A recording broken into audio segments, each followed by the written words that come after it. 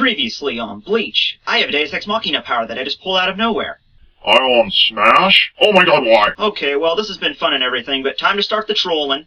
Did someone say trolling? Don't mind if I do.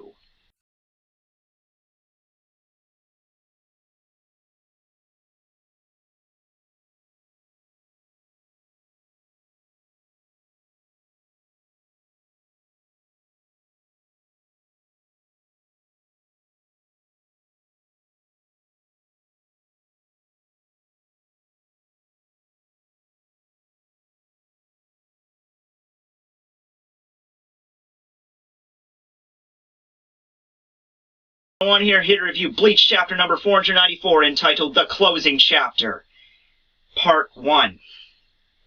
And, spoiler alert, next week is probably going to be Part 2, then Part 3, and we might have a repeat of Deicide on our hands here. Because I'm reading that, I'm just like, really? That seems like a title you would give near the end of the arc, not when it starts. I mean, Kubo has kind of done this before. Like, remember with the Deicides, I think it was like number 17 or 18, it was called Deicide The End, even though it wasn't even close to being the end. It was like 6 or 7 chapters after that. So, you know, I'm certain it's not going to be the end of the arc. I'm like positive on that, but it's just a weird chapter name. And, you know, it just kind of makes me think that, like, in a year from now, I'm going to be back here and be like, hey, everybody, time to review chapter 550 entitled The Closing Chapter, Part 66. You know, I just hope we don't get to that. But anyway, the chapter starts with a color page with a giant splot of white taking up most of it. Then we get a little scene of the Soul Society being covered in a bunch of white pillars.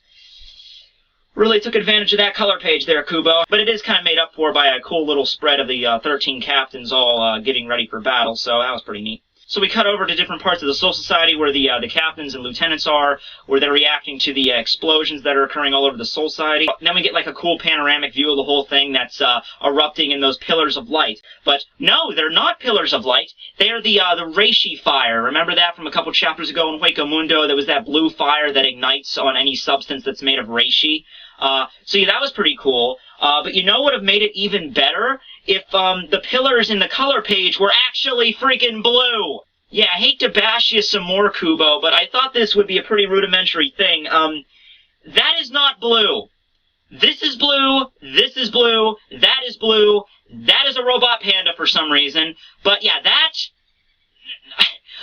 there's no way to justify that. There's no way to justify that. It's actually kind of interesting because the color page itself only has 2 panels.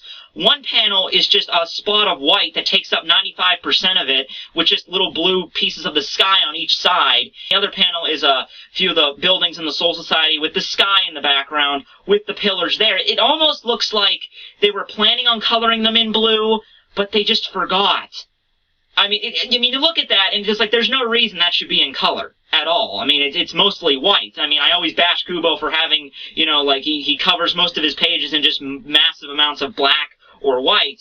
But in this situation, yeah, I usually wouldn't complain about it at all, you know, because manga's usually in black and white. I wouldn't even say anything about it. But the fact of the matter is, it was in color.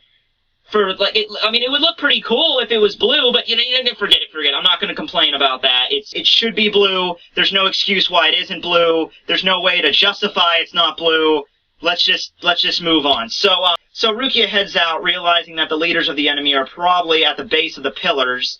How she would know that, I have no idea, but once again, moving on, we cut over to Yamamoto, who's standing over the destruction of the Soul Society, and states to his third seat, which I guess is his second in command now that Joshira has passed. His name is Genshiro Okiba. Probably pronounced that in some way, but, oh, by the way, another thing, too. I got a little message saying that, that Kurji's name is actually pronounced Keiruhei. I'm not sure if that's true, but it would make more sense. I'm just throwing that out there because I'm not Japanese, whatever.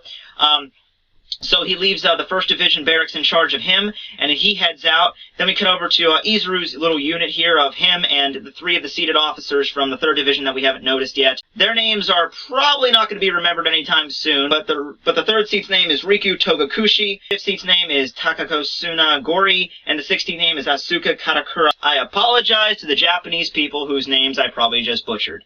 There was also a guy there from the 12th Division, the Research and Development, where he can scan and find the reishi of the Quincy in the base of the tower, so I guess Rukia's instinct on that was correct. And Izuru sees them, and they're about to attack, but then a flash of light erupts from the pillar and goes right through Izuru. Yeah, really wasn't calling that, because we just introduced 3 characters who literally we have no idea who they are. We don't care about their backstories at this point. So when Kubo introduced these 3 new characters and then we see like a flash of light shoot out, I'm like, oh, okay, one of the background characters is going to get like their head blown off or something. Nope. Izuru. Yeah. So, yeah, he loses his arm and most of his chest and falls to the ground. Okay, well, a positive out of this is I can finally add Izuru to the Hall of Bleach characters that have had their arms ripped off. So, you know, that's a good thing there. That's a positive. You know, I would say there's no way he could die because, you know, Kubo always rips people's arms off. It's just something that happens, and we're expected for them just to make a full recovery. But it is the last arc, so... Izuru, sorry, bud. Might be the end for you. I mean, you're a lieutenant, but you're not one of the most popular characters in the series, really, so... might not end in your favor here. But anyway, 3 new characters that we were just introduced to 2 pages ago, and therefore have 0 amount of interest in. Yeah, they all decide to activate their Shikais. Actually, you know what? Wait, I'm going to take back that whole I don't care about these characters. The 6th Shikai. That sounds pretty cool. Half Shadow. Okay. I might have a little bit of interest. Just a minute amount of interest. I kind of hope he survives to see the... Okay, I'm back down to 0 again. Moving on. The leaders of the Quincy's, which are the Stern Ritters, emerge from the light pillars, and we finally get a good glimpse of what they look like. I guess they're going to be kind of like the Espada of this arc. That's what people have been calling them. We get a look at 7 of them. We have Mohawk Quincy, Bearded Quincy, Cloaked Quincy, and on the next page we have Old Quincy with glasses, Little Girl Quincy. Oh, isn't she so adorable? She even has like a little heart belt buckle. Oh, I bet she's going to be such a murder machine. Then we have the Quincy that kind of looks like the chick from The Ring. Interesting. In the next few chapters, I do actually see us getting names for these characters, but I think that in the future I'm just going to say, like, oh, hey, Mohawk Quincy's fighting against Toshiro, and Little Girl Quincy's fighting against, you know, Shuhei or something. I'm probably just going to go with that. Next page, we get the blonde Quincy that we saw earlier. He was on the title page of chapter 480.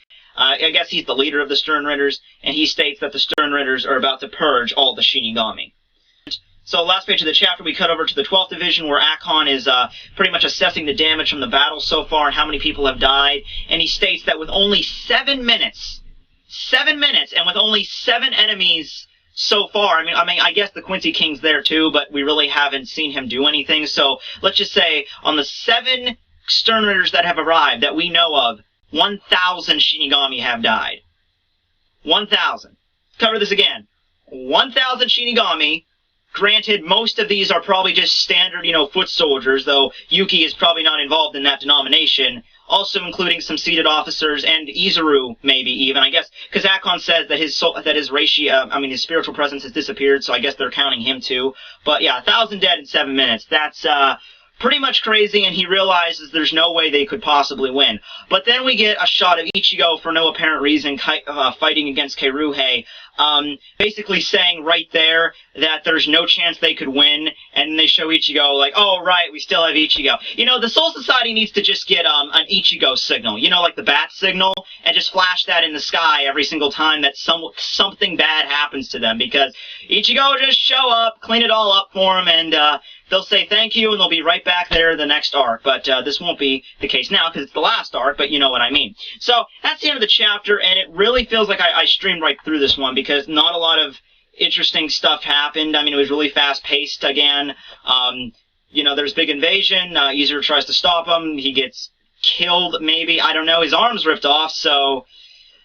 I mean, I guess the Soul Society can apparently fix arms, because that happened with Soifone, and in case you're wondering, from supplemental material, it was indicated that Soifone got her arm healed by the Soul Society and not by Orihime, so I guess they can fix that now. But we'll see what happens with that next chapter.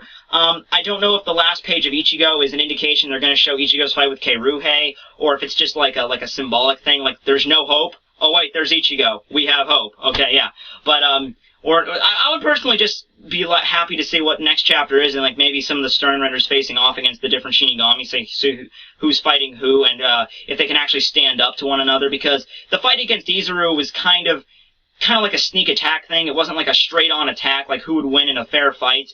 But with Izuru, it was just kind of like a sneak attack. So we don't really... I mean, I'm pretty sure they could fight against, like, evenly against lieutenants, or maybe even dominate them. Captains might be a different story. But other than that, thanks for watching. It's Tekking101 signing out, guys.